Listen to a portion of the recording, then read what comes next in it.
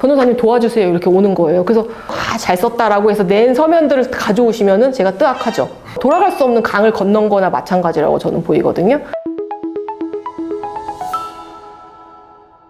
안녕하세요. 이혼 전문 박은주 변호사입니다. 오늘은요, 이혼 소송을 당한 피고 입장에서 변호사를 빨리 선임해야 되는 이유에 대해서 한번 설명을 드려볼게요. 굉장히 중요한 내용입니다, 여러분.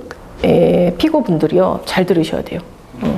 대부분은 다 이혼 소장을 받고 거의 수일 내로 찾아오시는 분들이 많은데 어느 정도 소송이 진행이 됐어요. 재판에도 몇 번 나가고 가사조사도 하고 조금 중간 이상 진행된 다음에 상담을 원하시는 분들이 있거든요. 그러면 그런 분들은 변호사 교체를 원하시는 분들도 있지만 변호사 없이 자기가 혼자 대응을 하다가 힘들어서 오시는 분들이 있어요. 그런 분들이 상당히 꽤 됩니다.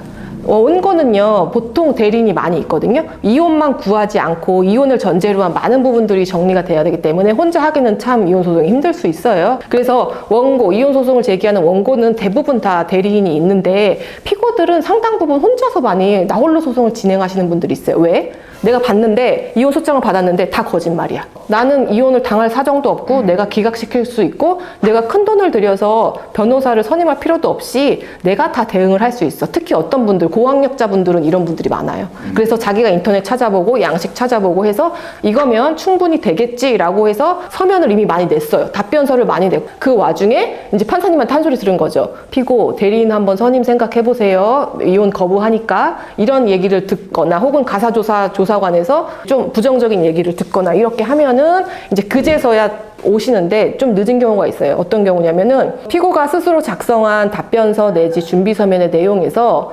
본인이 억울하잖아요. 막 거짓말하고 있고 하니까 난 이혼 당할 사정 없다. 막 이렇게 얘기를 하고 싶으나 그 얘기들이 결국엔 어떻게 되냐면은 상대방인 원고를 비난하는 식의 서면들이 많이 이미 제출된 게 있어요. 저 여자, 저 남자는 애초부터 거짓말을 많이 했던 사람이에요. 그렇기 때문에 지금 얘기하는 것도 다 거짓말이고 이렇게 막 써놔. 그러고서 내가 오히려 피해자입니다라고 하면서 살림 제대로 안 하고 지저분하고 애 제대로 안 키우고 이런 나쁜 며느리였고 나쁜 엄마였고 막 이런 거를 쓴단 말이에요.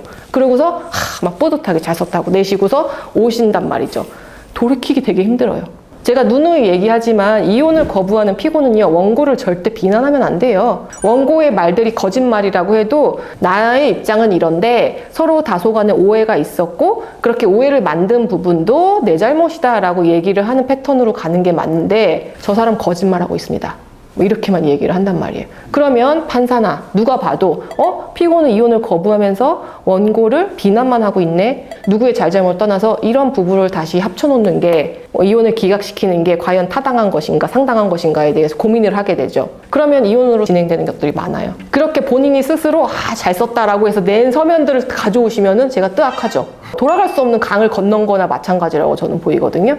그래서 소장을 받고서 이혼을 거부하시는 당사자분들은 자기가 억울할 수 있죠. 예를 들어서 나는 이혼 당할 사정도 없는데 내가 왜 큰 돈을 들여서 변호사 비용을 들여야 되는 거에 대해서 되게 억울한 점들이 있으시거든요. 근데 그건 추후의 일이고 당장에 상담을 좀 받아보시고 대리인의 도움을 받으시는 게 본인이 원하는 결과를 얻기 위해서는 더 낫다는 생각이 제가 경험칙상 변호사님 도와주세요 이렇게 오는 거예요. 그래서 벌써 이렇게 많이 배우자를 비난을 해놓으시고 이제 와서 대리인이 이미지 쇄신을 위해서 새롭게 서면을 써도 큰 효과는 없을 것 같다. 그리고 선생님 마음속에 보니까 배우자를 원망하는 마음이 좀 많은 것 같고 하신데 조금 힘든 소송이 될 수도 있다라고 말씀을 제가 드리거든요. 그러니까 이미 다 판은 엎어져 있는 상태에서. 그래서 변호사의 역할이라고 한다면 소송 초반이나 아니면은 소송 제기 전후 해서 의뢰인이 원하는 방향이 어떤 거고 그럼 거기에 맞춰서 옆에서 조력할 수 있는 그런 부분이 되게 큰 것 같아요. 또 하나는 뭐냐면은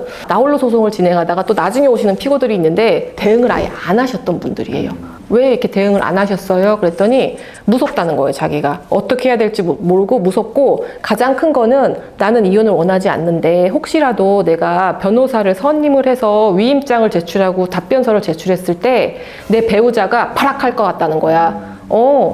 집에서는 그렇게 나한테 빌고 싹싹 빌고 잘못했다고 하면서 너 대리인 선임했어? 그래, 싸워보자는 거지. 오케이 해서 자기가 변호사를 선임했던 것 자체를 오해할까봐 자기가 무서워서 선임을 못하고 있었다는 분들이 되게 많아요. 근데 이제 혼자서 하기 힘드니까 오셨는데, 저는 그때는 분명히 말씀을 드리거든요. 그런 분들은요, 정말로 혼인관계 유지하고 싶으신 분들이 많아요. 배우자에 대한 애정이 많이 남아있으신 분들이거든요. 선생님, 그런 거는 무서워하지 마시고 이렇게 하시면 될 것 같아요. 저랑 아니면 누구랑 선임 계약을 체결하시면 위임장 제출하시고요.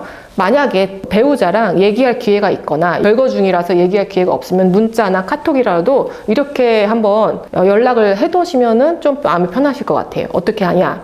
내가 이 소장을 받고 어떻게 할지 몰라서 참 두려웠고 무서웠다. 근데 어쩔 줄 몰라 하다가 상담을 받게 됐는데, 그게 너와 싸우기 위해서나 내가 이 소송에서 이기기 위해서 그런 게 아니고, 나도 법원의 절차에 진행하는 최선의 노력을 다하기 위해서, 즉 당신의 마음을 돌리고 혼인관계 회복을 위해서 조금 도움이 필요할 것 같아서 변호사를 선임을 한 거니까 오해하지 말아라 라고 나의 진심을 한번 전해주시면, 그 배우자가 웃기고 있네 라고 얘기를 해도 그래도 선생님 마음이 편하지 않겠느냐, 그런 식의 조언을 해드리거든요. 그런 분들은 이제 대리인이 필요한 거죠.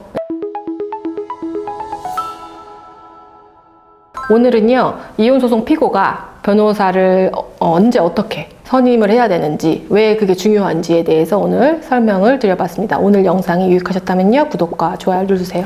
안녕.